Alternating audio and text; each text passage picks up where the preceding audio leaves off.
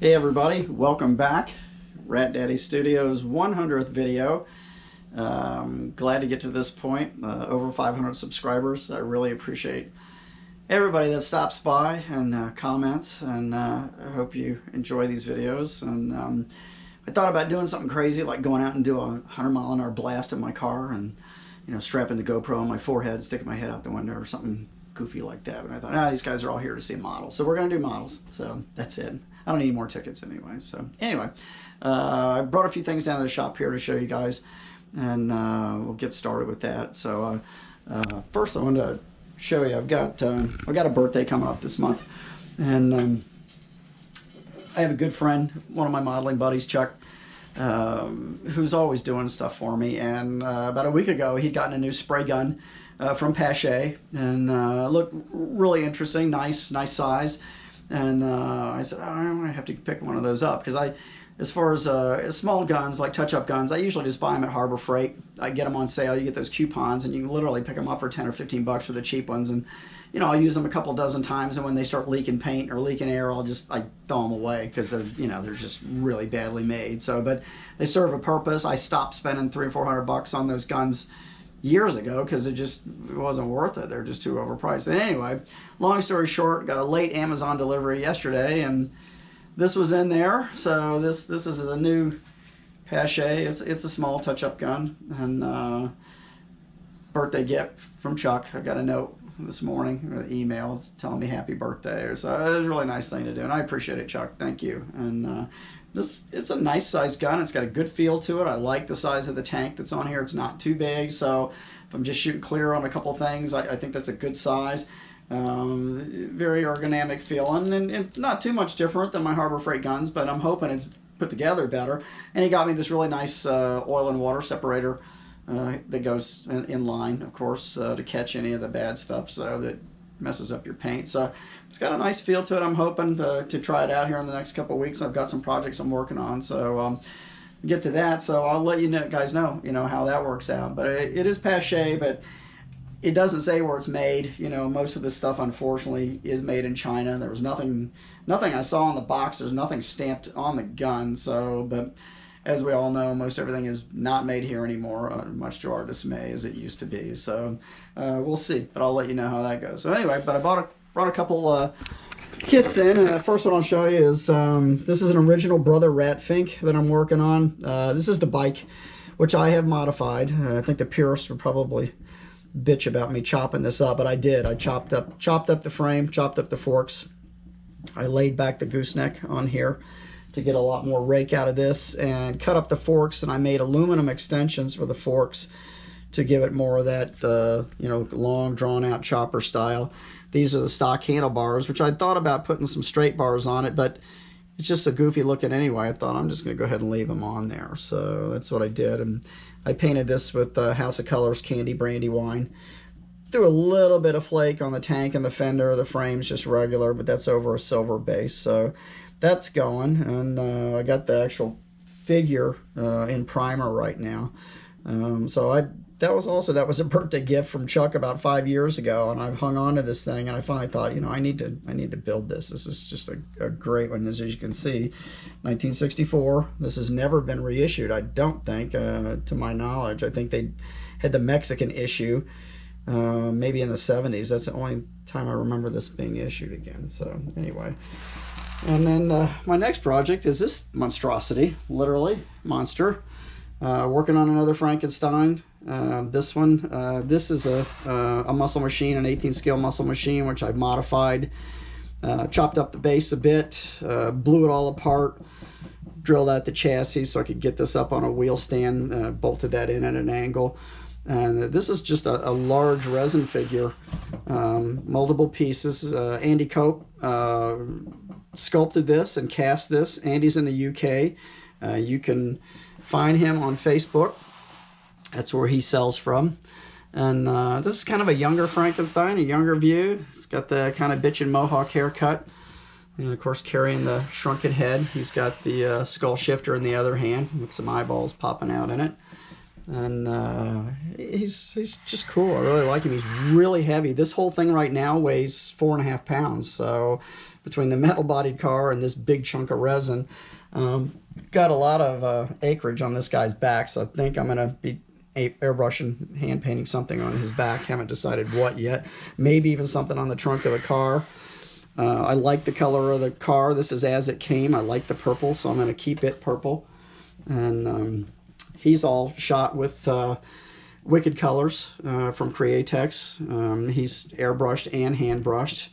And I'll go back over him with the airbrush again when I get down to the final thing here. He'll be highlighted with that. So I got him going on. So he's been one of my bigger projects I've been working on.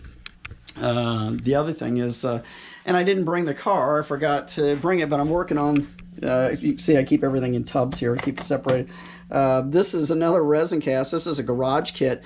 That's George Barris's head, but he's got hair like Grandpa Munster, and he's going to go on this body, which is actually Grandpa Munster's body. Now, you probably saw a few weeks ago, I finished up Herman Munster in a Dragula. So this is the second one of those, also in a Dragula. This one I did in gold, and I forgot and left the body at home, but I brought it down here so I could tape off all the rims and everything and spray some of those parts up. So I've got everything either in base coat or in final color on that, other than the figure, and I'll start putting that together pretty soon, probably. So, and then once I get the most of the basic car put together, then I'll, you know, go in and hand brush all the details, and I'll hand brush and airbrush the figure as well. So that's what's going on with that. Haven't done. Oh, I wanted to show you this one tool, and I've got a couple of these different types of them. This is called a quad hands, and you can get this on Amazon, and this is actually an American-made, flexible,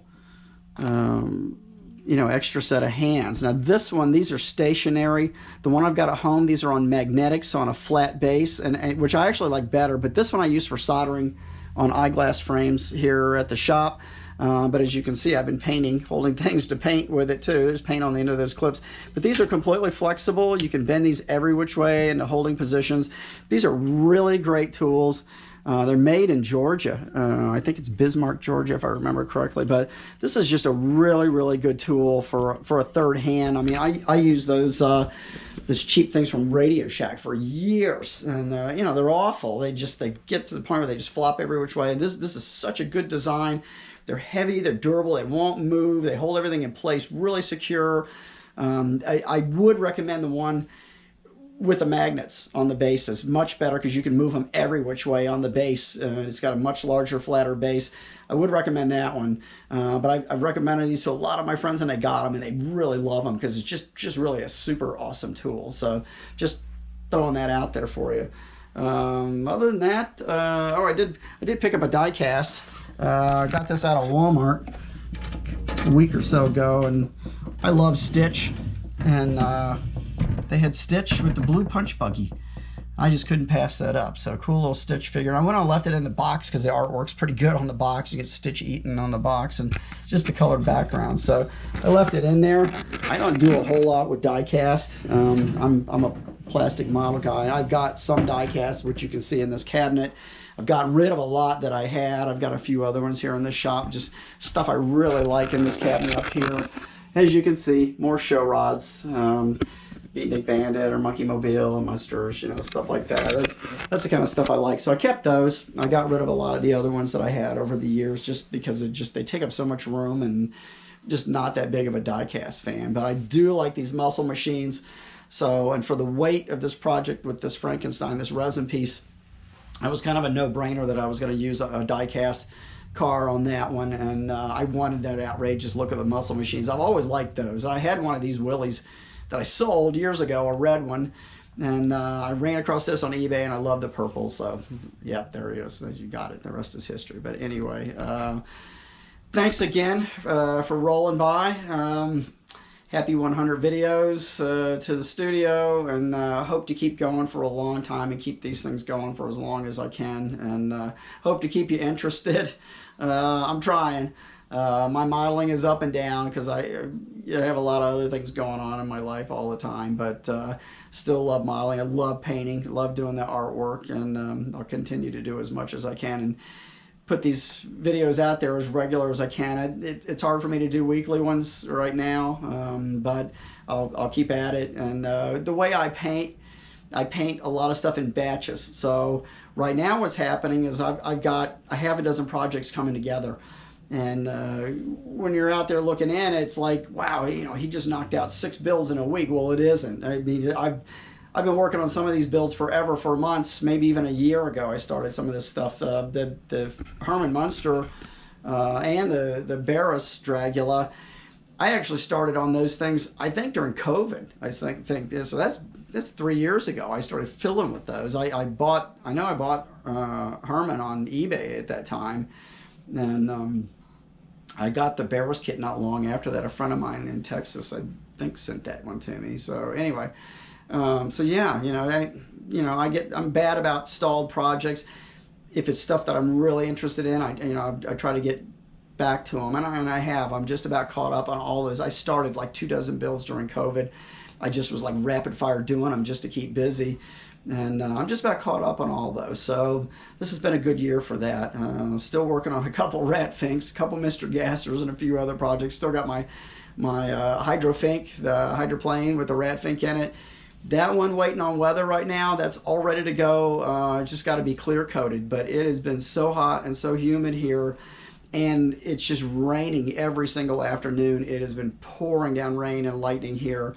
Cools it off a little bit in the evenings, but still just not ideal painting weather. And as far as I've gotten that boat, I don't want to screw it up. So that's in the close future. Hopefully we get some good weather. Maybe this weekend I might be able to get some clear coat on that and a few other things. I've got a bunch of shift knobs that are ready to be cleared. So it'll all come together again. So I'll keep you guys posted. But again, thanks for tuning in. And I will see you again on video number 101, which maybe will come up in the next week or two. So keep watching. I'll see you soon.